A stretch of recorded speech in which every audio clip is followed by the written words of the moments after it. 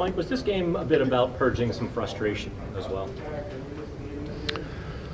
I don't think it's about purging anything. We're trying to put a game on the ice that gives us a chance to win every night.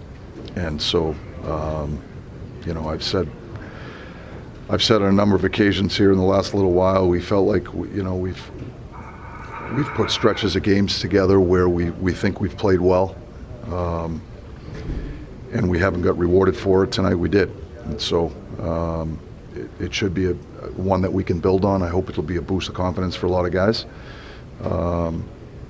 We'll take the 2 points and we'll get ready for the next one. What did you like about the way the team played, other than the fact that you guys scored a lot of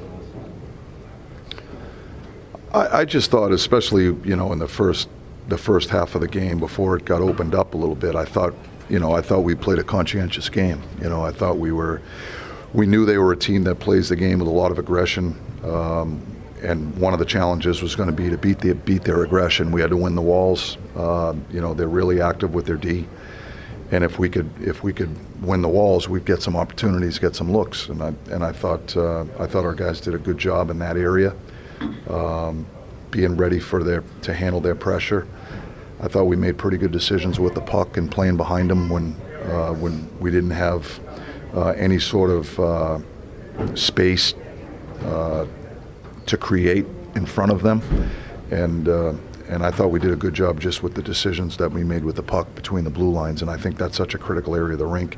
It's such an important aspect of our overall team game, because a lot of times when my experience of coaching this group is when we make good decisions between the blue lines with the puck, we usually control territory, and we don't give teams easy offense with transition opportunities, and that's an important aspect of winning in this league. And I thought, especially in the first half of the game, I thought we did a pretty good job.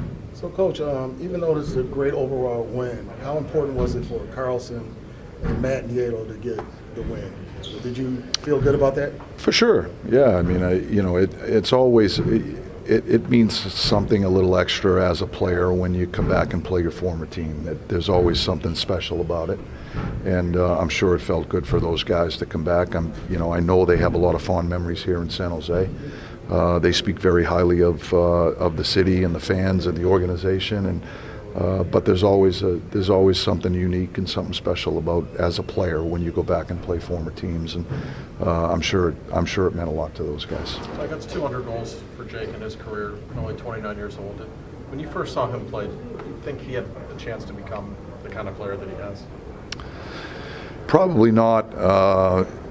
But I probably should have, because if I'm not mistaken, I think he might have scored on the first two shots on net. I believe so.